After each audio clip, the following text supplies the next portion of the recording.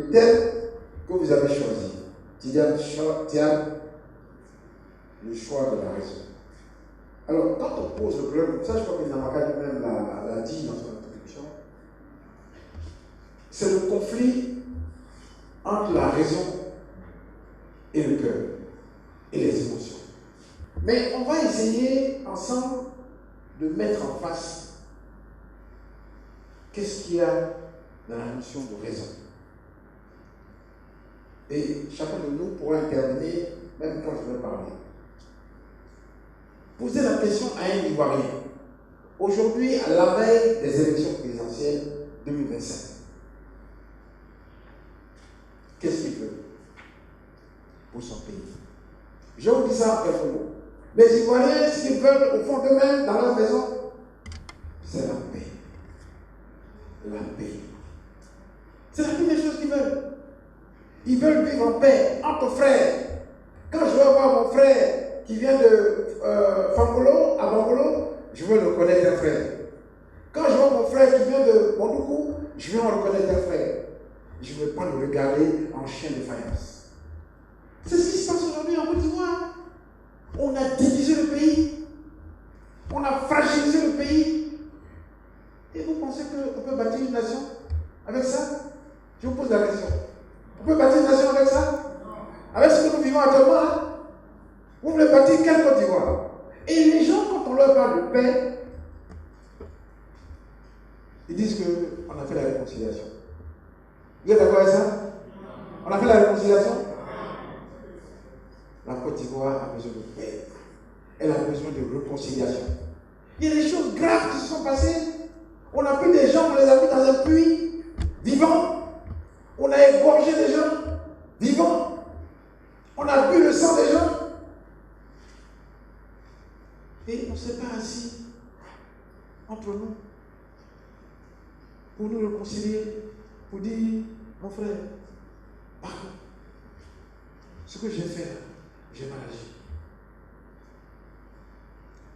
Moi j'étais en Europe, quand la crise a éclaté, mais je vous dis ça comme ça, je suis avec vous, on est là tous les jours, on parle, mais je vous dis aussi la vérité, c'est que dans mon cœur, il y a beaucoup de choses qui bougent là-bas. Je n'ai rien retrouvé derrière ma famille, ni de mon père. Rien. Ma mère, elle a fui par la guerre, elle a pris ses affaires, elle a mis tout ça dans une cantine, dans plusieurs cantines, elle a mis ça sur la terre. Les gens sont allés là-bas, ils ont déterré toutes ces affaires sur la terre. Et je vous passe les détails. Les 3000 morts dont on parle là, ils sont où? Ils viennent d'où? Sur les Ivoiriens. On ne peut pas escamoter la douleur des gens. C'est pas possible. La Côte d'Ivoire a besoin de paix. La Côte d'Ivoire a besoin de réconciliation. C'est ça notre défi majeur. Et je vais profiter de l'occasion pour vous amener à notre conclusion. Est-ce que vous croyez que ceux qui sont là aujourd'hui vont nous apporter la réconciliation? Ils ne peuvent pas nous apporter la réconciliation. Ils ont été incapables de le faire. Et le président Ouattara, il est technique. C'est dans tous ses discours, il dit qu'il y a la paix. Et le président Bédié lui a tendu un piège à Yam Soko. Vous vous souvenez? Il a fait un discours dans lequel il dit: je pense aussi à mon pays qui attend la réconciliation et la paix. Ouattara était à côté, il a souri.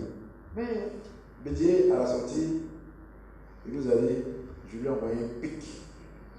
J'espère qu'il l'a compris. Il n'y a pas la réconciliation. La Côte d'Ivoire a besoin de paix. Et nous avons besoin d'un homme qui est capable de nous ramener la paix. C'est de ça qu'il s'agit. Ensuite, regardez la situation de la pauvreté dans la Côte d'Ivoire. Je dis ça, ça a circulé partout sur les réseaux sociaux. Le ministre était dans ses petits souliers. Il ne pouvait plus lever la tête devant moi. Je dis: mais monsieur le ministre, chez moi, à Bangolo, c'est 62% de taux de pauvreté. Dans le Tchologo, c'est 67% de taux de pauvreté. À l'est, dans certains endroits, c'est plus de 60% de taux de pauvreté. Et on dit: on a 40% de taux de pauvreté. Parce qu'il y a 10% à Abidjan. La Côte d'Ivoire a besoin d'un développement équilibré. Et des richesses partagées. On parle de la croissance.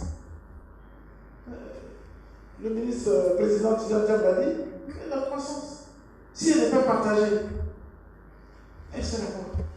Et je posais cette question à un homme d'affaires français. Vous savez ce qu'on appelle le PNB, le PIB.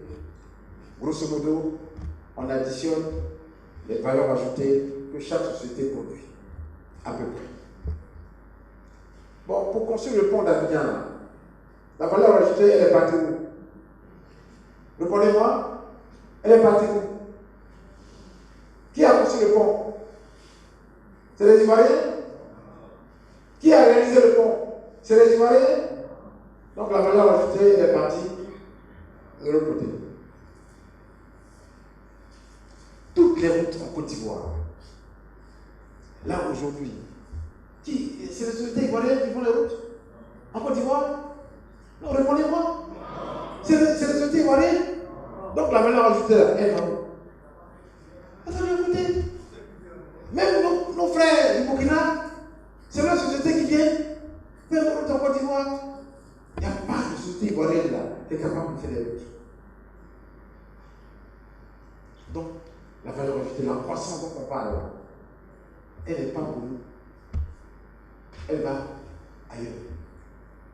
Donc, la petite partie qui reste, c'est ça qu'on se partage ici. Et nous avons des frères, des sœurs, des familles. Allez à l'intérieur du pays, allez chez Nyamaka, vous allez voir. Et quand la campagne politique arrive, les politiciens abusent. Mais sans vergogne, la pauvreté de nos parents. On va prendre des pieds de 500 francs, on va distribuer. 1000 francs, on va distribuer. On fait des stocks de 2000, on va distribuer. Et quand les gens sont venus avec ça, j'ai été élu. Sans vergogne. Vous voulez qu'on continue dans ça? C'est dans ça que vous voulez qu'on continue? Donc, 1, la Côte d'Ivoire a besoin de paix. 2, la Côte d'Ivoire a besoin de produire elle-même ses richesses. Elle-même. Il y a des ingénieurs, des jeunes Ivoiriens qui veulent travailler, qui veulent produire. On peut les soutenir. On parle des champions nationaux. Regardez le Nigeria. Le Nigeria était en déficit de riz. Ils ont lancé un vaste programme de production de riz. Aujourd'hui, ils ont dépassé, ils exportent. 1, nous avons besoin de paix. 2, nous avons besoin de partager la richesse. D'être tous des Ivoiriens et des Ivoiriennes sur notre territoire sans discrétion. 3e, et j'enchaîne sur le riz, l'agriculture. Vous avez vu notre situation? La Côte d'Ivoire importe à peu près 1 200 000 tonnes de riz. Ça vaut 500 milliards. Vous avez bien compris? Ça vaut 500 milliards. C'est-à-dire, il y a 500 milliards de francs que nous prenons chaque année et que nous envoyons où? Je vais dans mon village. Je fais un exercice avec les gens de mon village. Parce que, comme quelqu'un l'a dit, nous on est des ingénieurs pragmatiques. J'appelle les gens de mon village. Ils m'avaient député. Le petit fils du chef de canton nous a appelé. On s'en va. Aujourd'hui, il est arrivé, on va manger. On a bien mangé. Et quand on a fini de manger, il dit, mais le riz qu'on a mangé là, c'est le riz de ma grand-mère qu'elle avait du champ avant. On dit non. Et il a pris ça. Il a pris dans le magasin. Il dit, bon, venez en partie. Hop, tout le village me suit, on va dans le magasin. Le riz, il vient d'où? Mon cher frère. Le riz que vous mangez en Côte d'Ivoire, il vient d'où? Hein? Nous, on ne peut pas produire du riz en Côte d'Ivoire? On ne peut pas produire du riz en Côte d'Ivoire? Qu'est-ce qui est compliqué dedans? C'est planter le riz là qui est compliqué? Ou bien c'est machine pour transformer le riz là qui est compliqué? Moi je suis diabétique. Docteur, 1 kilo de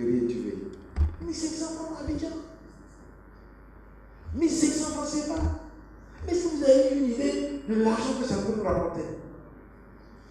Et ça fait 15 ans que les gens sont au pouvoir. Ils font des inaugurations de châteaux d'eau, de machin, tout ça. Et c'est eux qu'on va rebondir en 2027. C'est eux qu'on va rebondir en 2027. Et je vous passe les détails. Regardez le cacao. Le groupe parlementaire PDCIL, on a mis la pression sur eux. Comptez sur nous, on va mettre la pression. On est prêts. Et voilà. Au Cameroun, les gens sont à 4 000, 5 000. Et nous, nos paysans sont à 1 500 francs. Ils voulaient même mettre à 1 200 francs. Et là, monsieur l'a dit, parce qu'on peut décider à commencer là, non, mettez au moins 1 500. Nos paysans, je vous parle de l'huile, le manioc, on est déficitaire. Le maïs, on est déficitaire. Et Côte d'Ivoire. C'est grave. Oufou-Boigny a dit, il a dit quoi déjà? Il dit le développement de ce pays repose sur. Mais votre agriculture est partout. C'est partout. Tombez par terre. Et je vais vous faire une anecdote. Vous me faites signe, quand le temps avance. Parce que je vais vite conclure. Allez. Je suis allé voir un Européen ici à Abidjan, récemment. Très récemment. Et j'ai dit, mais écoute, il y a un truc que je ne comprends pas. Mais pourquoi ils ne vont pas investir dans l'agriculture? C'est un blanc. Il m'a dit, monsieur Lo, mais les routes là, les ponts, tout ça, c'est facile. J'ai commandé, j'ai donné à un entrepreneur là-bas, tout ça. Et puis il va m'envoyer ce qu'il doit m'envoyer par derrière. Vous, votre agriculture, votre délai là, compliqué comme ça. C'est dans ça que vous voulez que les gens aillent? Non! Ils ne veulent pas aller dans ce qui est compliqué. Là où il y a le travail, il faut se faire comme ça. Tu ne fais pas ça. C'est les facilités. C'est ça qui est agriculture. La croissance n'est pas partagée. La paix n'est pas au rendez-vous. Notre agriculture, qui reposait, sur laquelle le pays se reposait, elle n'est plus notre fer de lance. Posez la question aux producteurs d'anacarde, au nord là-bas. Ils vont vous dire à combien on achète l'anacarde. On dit même que c'est 100 francs même dans certains endroits. Mais tout ça, ça ne dit rien à personne. Nous avons perdu le cœur de notre compétitivité. Vous avez compris? Je parle de la jeunesse. Il y a combien de jeunes qui sont au chômage actuellement en Côte d'Ivoire? Combien? Vous avez combien? Vous avez des diplômes partout? Mais vous êtes plus de 4 millions? Même plus? Notre jeunesse est au chômage. Notre jeunesse est au chômage. Donc, on a un pays qui n'est pas en paix. 2, on a un pays où la richesse n'est pas partagée. 3, on a un pays qui a perdu sa compétitivité agricole. 5, on a une jeunesse de sans emploi. Et je peux continuer. On dit on fait des routes. Je viens sur les infrastructures. On fait des routes. C'est bien, moi je suis content. Mais je les ai critiqués récemment. Et il n'y a personne qui a été capable de riposter à notre critique. Nous avons dit la Côte d'Ivoire investit mal. Et c'est vrai. Il faut un pont à Oban, qui n'est même pas Oban d'ailleurs. Il n'est pas Oban. Nous, les ingénieurs, on peut parler. Un pont Oban, qui n'est pas un pont Oban. Et on investit. Hier, je disais à mon frère le ministre que c'était 72 milliards. Et tu t'es trompé, c'est 100 et quelques milliards. Hein? Un pont là, tout près là, 100 et quelques milliards. L'immeuble là, qui est au plateau. 282 milliards. C'est de ça que vous avez besoin? C'est de ça que vous avez besoin? Il y a les jeunes qui ont besoin d'emploi. Il y a les cadres qui veulent investir. Ils peuvent investir. On peut créer des usines. Donner à des cadres qui sont du secteur Les encadrer, ils vont rembourser, ils sont capables de rembourser. On peut créer des emplois pour les jeunes. On peut relancer l'agriculture. Et tout cet argent, il va où? Il va où? L'État de Côte d'Ivoire paye chaque année 12 milliards à ce troisième point que vous voyez. Vous le savez? J'ai dit, je le sais. 12 milliards. Mais la Côte d'Ivoire ne peut pas représenter dans le conseil d'administration. Eh Dieu. Eh Dieu. Voilà la situation de notre pays. Voilà les défis à relever. De grands défis à relever. Autour de nous. C'est la crise partout. Mali, Guinée, Niger, Burkina Faso. Et vous croyez qu'on va rester comme ça? Hein? On va rester comme ça? Hein? Ça va venir chez nous. Vous avez compris? Si on ne fait pas les bons choix, ça va venir chez nous. Il ne faut pas croire qu'on peut vivre tout seul comme ça. Et puis ça va se passer tout seul. Nous avons besoin de vivre en paix avec notre environnement. Mes chers frères, la Côte d'Ivoire a besoin d'un homme qui est capable de relever tous ces défis. Et vous avez vu le parcours professionnel. Donc la raison, notre raison pragmatique, c'est pas affaire de oui, je l'aime parce qu'il est noir, parce qu'il est ceci, il est blanc, non. Comme l'a dit Nyamaka, je veux un homme qui est capable d'apporter la paix à notre pays. Je veux un homme qui est capable de créer des emplois pour les jeunes. Je veux un homme qui est capable de faire en sorte que nous puissions nous partager la richesse. Je veux un homme qui soit capable, et oui, il a dit tout à l'heure le professeur Atobé, il faut le dire, mais les blancs, quand Tidal Tcham sera au pouvoir, et ils vont nous respecter, hein? Sérieux?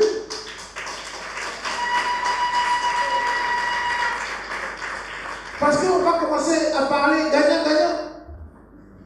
Faut pas croire. Non. Moi, je parle avec lui. Il n'est pas personne. On sera respecté. C'est important. Bon. Vous connaissez vous-même notre situation. Nous avons besoin de réconciliation. Les Ivoiriens veulent se retrouver. Ils veulent célébrer le fait d'être Ivoiriens ensemble. Et que pour nommer un Pierre-Paul à un poste, on ne regarde pas pour dire rien molo, rien monté. Non, mais c'est la vérité. Un ministre de la République. Bon, moi, j'ai grandi avant au quartier du Là. Bonjour. Il n'y a pas de problème. Puis, un ministre de la République, il prend la parole et il dit en t'éclairé. Et Seigneur Jésus. Quoi en t'éclairé? C'est ça, vous allez voter en 2025? Dites-leur en paix, en béquille. En paix, béquille. C'est ça, nous tous, on est les fils de ce pays. On veut le construire ensemble. Les défis à relever sont nombreux. Je vous ai donné quelques-uns. J'ai parlé de l'éducation. Là, vraiment, vous faites votre prière. Faites votre prière pour l'éducation. Faisons notre prière. Hein, regarde. Faisons notre prière. Je l'ai dit, je le redis. Vous prenez un document, les jeunes là, vous prenez un document qui s'appelle le PND, Programme National de Développement, 2021-2025. On dit que dans l'Afrique subsaharienne, nous sommes parmi les derniers. Vous avez compris? Ce n'est pas la peine de crier waouh, waouh sur la place publique. Nous sommes les derniers. Vous avez compris? Nous sommes les derniers. Notre système éducatif, là, on investit des milliards. Alors, je vous dis, hein, ça dépasse, ça tourne autour de 1000 et quelques milliards. Zéro. C'est comme ça qu'on va continuer? Voilà quelqu'un qui a fait Polytechnique à partir du lycée classique d'Abidjan. Et vous pensez que c'est ça, il va reproduire un système éducatif où chez moi,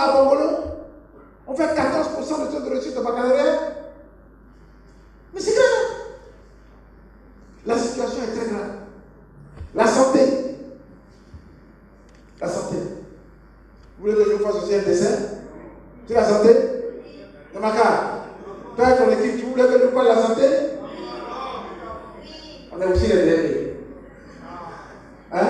C'est-à-dire même les pays comme le Burkina, ils sont devant nous. Et Dieu. Voilà. Les défis sont nombreux. Restaurer l'agriculture. Créer des emplois durables pour la jeunesse. Créer une industrie compétitive. L'industrie, c'est le parent pauvre.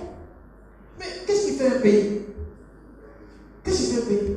C'est sa capacité à transformer ses ressources pour être compétitif sur le marché mondial. Donc nous on est là, on est assis, et puis on a la bouche ouverte, et puis on mange ce que les autres nous envoient. Nous on ne peut pas produire pour leur envoyer. Quel est ce pays-là? Et les gens se promènent, ils parlent de... Ouais, mais il y a un mot qui a disparu de leur langage. Il s'appelle quoi? Trouvez-moi le mot qui a disparu de leur langage. Voilà. On a oublié l'émergence. Parce qu'on sait bien qu'on ne peut pas arriver là. On n'est pas en train de faire des choses pour arriver là-bas. Créer une richesse partagée. Réduire le taux de pauvreté. Réduire le train de vie de l'État. Réduire le train de vie de l'État. On dit, on a cassé les quartiers à Abidjan, on va aller voir les chefs à Tchang, on va acheter 50 voitures. Là, on a pris ça où? C'est où? Dans les caisses. Mais est-ce que tu as une caisse? Parce qu'on a pris crédit. On a pris crédit. La Côte d'Ivoire est endettée de 27 000 milliards. Vous savez ça au moins? Hein? 25 000 milliards. Ça sert à quoi? Cette année, c'est 5 300 et quelques milliards. Et je vais vous donner les vrais chiffres. Comme ça, vous allez partir. Vous allez dire ça à votre femme à la maison. Ou bien à votre mari. Vous dites, mon cher, il faut bien se réveiller. 25 350 milliards. Pour le remboursement de la dette, il est projeté cette année 4 796 milliards. Ce qui représente 75,87% des recettes domestiques. C'est ton argent que tu gagnes là. Hein? Tu prends 75% hein, pour payer la dette. Donc, tu n'as plus d'argent. Voilà un peu comme on dit. Voilà. De plus, sur la destination des emprunts, il a observé que sur les 7 813 milliards qu'on a empruntés, de ressources d'emprunt, seulement 1 298 milliards sont investis, soit moins de 10%, soit affectés aux investissements. 4 514 milliards, soit 90% serviront à financer le fonctionnement de l'État. Donc, les 50 véhicules là, ça aide. Voilà. Et puis la situation, il faut la donner. Quand en 2010 ou 2011, on a fait le PPTE, le rapport dette sur ressources propres était de 250%. C'est-à-dire, c'est avec ça qu'on est parti au PPTE. Maintenant, actuellement, en 2022, le rapport dette, c'est-à-dire la dette, je veux dire, sur nos ressources propres, c'est 463% en 2022. Ça veut dire quoi? Ça veut dire qu'on est revenu à la situation de PPTE, pays pauvre très endetté. Comme disent les Ivoiriens, c'est ça qui est la vérité. Mes chers frères, les défis sont nombreux. Et pour faire face à ces défis, il nous faut un homme. Parce que, mais pourquoi on change de directeur général dans une société? Hein? Pourquoi on change de directeur général? C'est pour donner un nouveau souffle, pour bâtir une nouvelle stratégie, pour avoir de nouveaux résultats, pour accroître le bonheur des salariés. Mais c'est important, c'est pour cela que la Côte d'Ivoire n'a pas d'autre choix C'est un choix clair, net, de choisir Tidiane Thiam en 2025. On n'a pas le choix. On n'a pas le choix.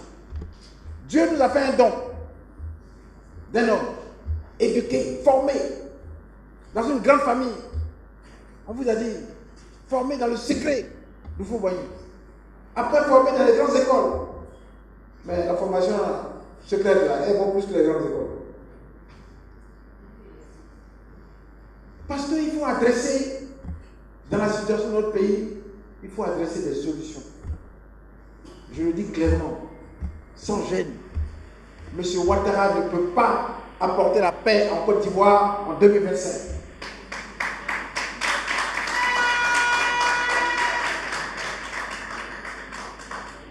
Il a fait pour lui. Sa vision, le résultat est clair, il est limpide. On a plus de 4 millions de jeunes au chômage. On a des régions, plus de 8 régions sur 10, une dizaine, qui ont un taux de pauvreté qui est au-delà de 60%. Voilà le résultat. Notre agriculture, elle est en bas. Vous avez compris? Nous avons des inégalités. Notre système éducatif, il est en bas. Ils ne vont pas trouver la solution. Parce qu'ils ne l'ont pas. Ils ne l'ont pas. Parce que s'ils l'avaient, ils allaient sortir quelque chose. Mais ils ne l'ont pas. Ils n'ont pas de solution pour la santé. Les professeurs sont là. Ils n'ont pas de solution. Ils n'ont pas de solution pour nous. Ils n'ont pas de solution pour aujourd'hui et pour demain. Et nous avons l'homme qu'il nous faut. Parce que son expérience, son parcours nous dit qu'il est capable de le faire. Je reviens un peu sur une question qui a été posée tout à l'heure à mon frère, sur la connaissance du pays. Je dis, en introduction, il faut faire attention. On ne peut pas dire au petit-fils du Fouboigny qu'il ne connaît pas la Côte d'Ivoire. Moi, j'ai une chance. Je peux vous le dire. Son aîné est mon aîné. Je suis à lui. J'ai dit le sais. C'est mon frère. Aziz Diab, c'est mon grand frère. Et je peux vous dire, hein, ils connaissent la Côte d'Ivoire comme leur poche. Là, je vous dis ça. Je suis allé avec Aziz Diab chez moi, à Mans. Il me dit qu'il connaît Mans. Je dis, ah bon, toi tu es passé où pour connaître Mans? Il dit, bon, je vais te montrer. Tu veux que j'aille où? Il dit, bon, on va aller au palais construit par Fouboigny ici à Mans. J'ai garé la voiture. Il a tourné, il m'a amené là-bas. Hein? Il m'a amené là-bas. Voilà. Les gens étaient formés. Chaque vacances, le grand-père les a amenés à faire le tour de la Côte d'Ivoire. Ils connaissent. Bon, il y a des gens qui parlent là. Ils connaissent pas la Côte d'Ivoire. Ils ne connaissent pas Bangolo. Hein? Ils sont présidents de la République. Ils ne connaissent pas Bangolo. Non, mais c'est vrai. Ils ne connaissent pas Bangolo. Tidiane Thiam. Il a ses amis partout qui étaient au lycée avec lui. Mais lui, il a ses amis de lycée, ils sont où? Hein? Ses amis de lycée sont où? Hein? Et le professeur Atogba l'a dit. Bon, dites-moi, après je vais arrêter. Le professeur Atogba l'a dit, je vais finir avec le parallèle avec le Fouboigny. Il a dit, notre génération, bon, moi je suis un peu plus, moi je suis de 58, donc je suis un peu plus avant eux. Mais, en Côte d'Ivoire ici, là, on se connaissait. Hein? Quand quelqu'un est bon en allemand, on dit, il y a un gars là-bas. Hein? On le connaît. On se connaît. Notre génération n'était pas nombreux. Donc, Tidiane Thiam, on le connaît en Côte d'Ivoire. Il connaît la Côte d'Ivoire. C'est votre frère.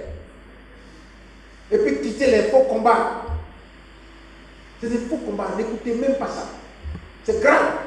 Après la situation que nous avons vécue là, c'est grave de dire oui, un tel vient de là, un tel vient de là. Je vous dis, c'est le combat que vous devez mener. C'est de dire partout où vous partez que la Côte d'Ivoire est unique. Dans toute sa diversité. Chacun est né quelque part. Et nous sommes des Ivoiriens.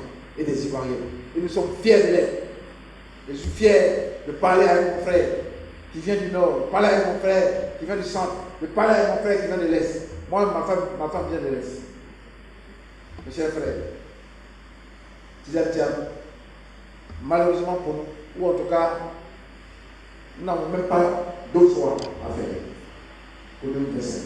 Il y a un seul choix pour sauver la Côte d'Ivoire. Il s'appelle Tizatiam. Saisissons cette chance, comme l'a dit le professeur Abou. C'est une chance inouïe que nous n'avons pas le droit de louper pour les générations, pour nous-mêmes et puis pour les générations qui viennent. Je vais conclure en faisant un comparatif. Vous voyez, nous faisons parler. Tizatiam, c'est le choix de la raison. Mais comme je l'ai dit ici aussi, c'est une fois dans notre cœur. Parce que vous voyez, nos parents étaient martyrisés par les Blancs. Il s'est battu. On l'a poursuivi. Vous voyez, on l'a poursuivi, hein? Il ne faut pas croire que ça s'est passé cadeau. Les Blancs l'ont poursuivi, menacé de mort. Il a combattu. Et puis toute la Côte d'Ivoire s'est levée du nord, de l'ouest, de l'est. Ils ont élu leur fils député. Il est parti là-bas en France. Grâce à lui et à ses frères, on a supprimé le travail forcé. Ils se sont battus. Ils ont obtenu l'indépendance. En peu de temps, ils ont transformé la Côte d'Ivoire. Transformé. Nos parents, moi mon père venait à Abidjan, il m'a dit un jour qu'il est monté sur un gros camion comme moyen de transport pour venir. Il faut venir à transformer ce pays avec tous les Ivoiriens. Il a projeté la Côte d'Ivoire en moins de 30 ans en réunissant les Ivoiriens et les Ivoiriens. Et aujourd'hui, l'histoire nous ramène un homme qui est similaire, qui arrive au bon moment, qui nous donne un nouvel espoir. Et voilà ce que Mandela dit. Les choix que vous faites doivent être portés par vos espoirs. Les choix que vous faites doivent être portés par vos espoirs. Nos parents, ils avaient un grand espoir, c'est de retrouver leur liberté. C'est ce qu'il faut venir faire avec eux. Nous avons un grand espoir. C'est de retrouver notre fraternité, de retrouver la Côte d'Ivoire dynamique, ensemble, compétitive, avec ces enfants qui sont capables d'aller en Europe et de compétir avec les Européens. Moi-même, j'ai fait l'école centrale, comme mon grand frère Azizia. Nous aussi, on n'était pas des petits blancs. On n'était pas des derniers. Notre système éducatif doit retrouver sa compétition. Notre système de santé. Aujourd'hui, vous allez, l'âge moyen, on dit la durée de vie en Côte d'Ivoire, c'est 57 ans. Il y a des pays autour de nous qui sont au-dessus de nous. Le Mali est au-dessus de nous. La Côte d'Ivoire a un grand challenge. Très grand challenge. Et je veux vous encourager. Oui, c'est vrai. Je veux vous encourager avec le mouvement que vous avez lancé. Et surtout, c'est un mouvement qui touche la société civile. Allez dire aux Ivoiriens et aux Ivoiriennes, nous avons une chance pour être en adéquation avec nos rêves. Mais quelqu'un a dit, quand tu es dans tes rêves, il ne faut pas te recoucher pour dormir. Il faut te lever pour les réaliser. Nous avons un rêve. Et je peux vous dire, ma génération, nous voulons vivre ce rêve avec vous. Priez Dieu pour qu'il nous donne une longue vie, pour que nos deux yeux voient ce rêve se réaliser. La Côte d'Ivoire compétitive, la Côte d'Ivoire gagnante, avec nos enfants qui retrouvent du travail, là où nous produisons du riz, du manioc, du piment partout. Nous pouvons le faire, mais tout dépend de chacun d'entre nous. Yamaka, avec toute ton équipe, je voudrais vraiment vous encourager. Ne baissez pas les bras. Souvent, les gens parlent de moyens, je pas ceci, je pas cela. Mais avec la foi, avec la détermination, on peut faire de grandes choses. On peut transformer ce pays. Et je veux vous dire en tant qu'aîné pour certains, avec tous mes frères qui sont là, nous comptons sur vous. La Côte d'Ivoire compte sur vous. Le président Diallo compte sur vous.